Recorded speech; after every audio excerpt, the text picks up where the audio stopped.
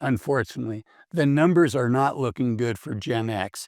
And being part of Gen X myself, one of the older people of the Gen X generation, I wanted to jump in and share with you some important information and then what it means for you and I and what we can take away.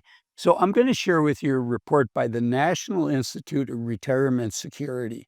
And the title of the report is The Forgotten Generation, Gen X Approaches Retirement. And as of December 2020, Gen X represented almost 64 million Americans, which is nearly 20% of the entire American population. So when Gen X sneezes, the rest of the United States catches cold. We all know somebody, we're either Gen X ourselves or we know somebody, and the information in this video can help all of us, whether we're Gen X or we've got 30 years until we retire. Okay, the bottom half of Gen X households has almost nothing saved for retirement. This is according to that report. And when you look at the median, where half are doing better and half are doing worse, let's look at the bottom. So the bottom half, so this is half of all Gen Xers.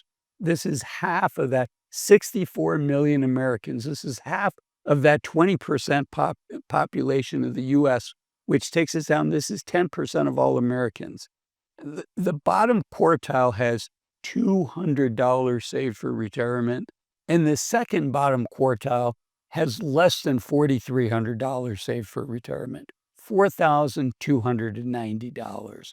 So this is very, very lean, and only 14% of Gen Xers are covered by a pension, a defined benefit plan. So it's one thing to not have saved much money if you've got a really good pension coming.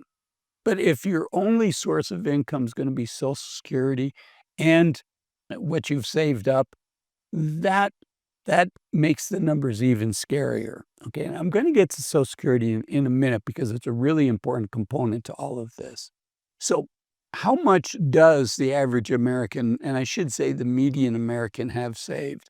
So it's not just retirement accounts, which is what that report that I was sharing with you, the Retirement Security Report, was talking about. But I want to talk about net worth, which is how much we have in our retirement savings, how much we have in taxable savings, and then how much we have, for most of us, it's going to be our home equity. So almost 80% of all 65-year-olds and older, which is not quite Gen X, but it gives you an idea, almost 80% own a home, and fortunately, the value of homes have gone up for the people that own them. And so I want to look at household net worth. And household net worth would include your home equity, your taxable savings, your retirement savings. So it would include everything. Importantly, household net worth, if you're in a relationship, if there's two of you living in your home, it would be the net worth of both of you. So this is household net worth. And you can see for people that are 35 and under, clearly, that's not the Gen X generation. We're going to get to them in a second. And this, by the way, this is data by the Survey of Consumer Finance, which is put together by the Federal Reserve. So this is really solid information.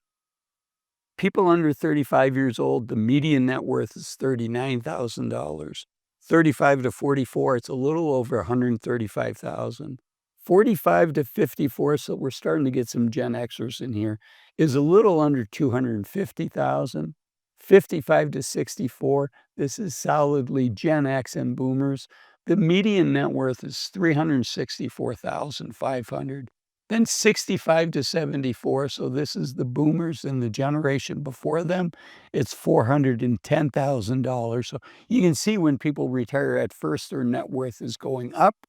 And then after you've been in retirement for a few years, it starts going down. The median net worth for people 75 and older is $335,600. Okay, so what is Gen X gonna do? I mean, according to this report, let's use that 365,000 for a median net worth, but we saw what the numbers were for retirement savings. So hopefully, while very few of Gen Xers have a pension, hopefully many folks own a home and they'll have some home equity. Now, unless you're gonna sell your home, it's better to have that home equity, but unless you're gonna sell that home, it's illiquid. So what do we do? You know, there's really 3 legs to the retirement stool. One is the money that we save ourselves. The second one is that defined benefit plan, the pension, and then the third one is Social Security. So we've talked about, the first 2, the defined benefit plan and how much people they save themselves. Let's look at the third one, Social Security. And for that, I want to go to an op-ed piece from the Wall Street Journal, and it's by a gentleman by Andrew Biggs. I'm gonna tell you more about Andrew in a minute, but he's a very credible individual. And his op-ed piece in the Wall Street Journal is, "You don't need to be a millionaire to retire." He goes on to say that among seniors with $50 to $100,000 in savings, 86 reported they were doing okay or living comfortably. Now, do I think you can live comfortably in retirement for $50 to $100,000? No, I don't, and I should share that none of this is financial advice. I don't know your situation, but it's nice to know that almost 90% of those that were surveyed by the Federal Reserve that had $50 to $100,000 said that they were living comfortably. So let's dive into a couple points that Andrew Biggs makes in this Wall Street Journal op-ed. He says, according to a new survey by Northwestern Mutual, the average American thinks they're going to need $1.46 million to be financially secure in retirement. And that's borne out by multiple studies. It's about $1.5 million, but the average adult has $88,400. He goes on to say, the good news is the survey results are implausible, saving that $1.46 million.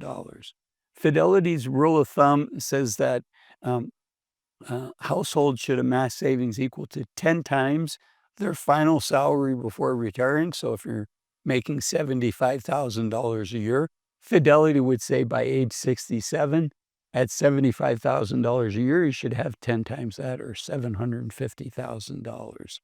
Um, okay, and so Andrew Biggs goes on to say, the average American has much less than what we think we need to retire, yet most people are doing okay.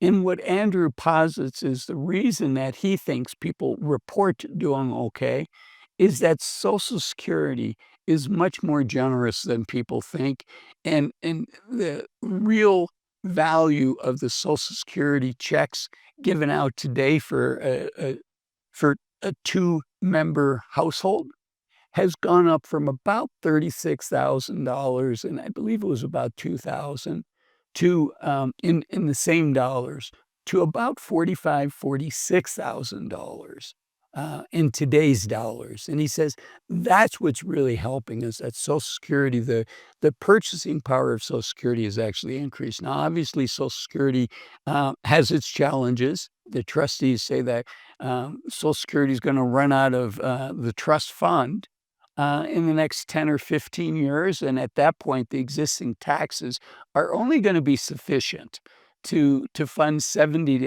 80% of current benefits. So, but Andrew's a legitimate player. He was, before he joined this think tank, American Enterprise Institute, he was the principal deputy commissioner of the Social Security Administration, where he oversaw Social Security's policy research efforts. So he's a smart guy.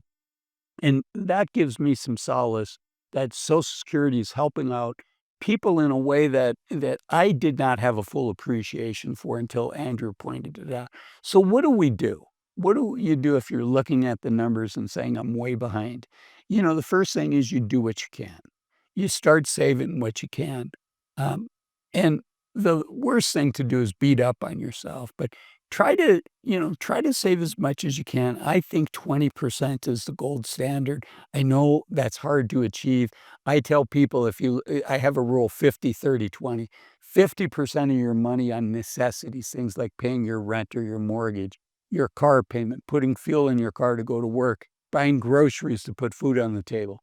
If 50% on our needs, 30% on our wants, things like going out to eat as opposed to cooking at home, things like taking a nicer vacation as opposed to driving on vacation, driving somewhere on vacation, and things like those cardboard boxes that show up. Those are all the wants. If we can keep our wants to 30%, 50% of our after-tax take-home pay goes to our needs, 30% to our wants, and that'll leave 20% for our savings. Again, you do what you can. The other thing that's really important is to have a plan. And the gold standard to have a plan is to work with a financial advisor that has your best interest in mind. I know many people in my audience prefer to do it themselves. If that's you, I urge you, don't use Google Sheets, don't use Excel. Use software that's designed for you. The software that I like is called Bolden. Um, you can find Bolden at this QR code here or in the link in the description. I am an affiliate of Bolden, so you'll be supporting the channel. And the next video of mine that if you enjoyed this one, I think you should watch next, is this one here, 8 things to stop doing in your 50s and 60s in order to enjoy your journey until it's your time to retire. Thanks for watching this one. Bye-bye.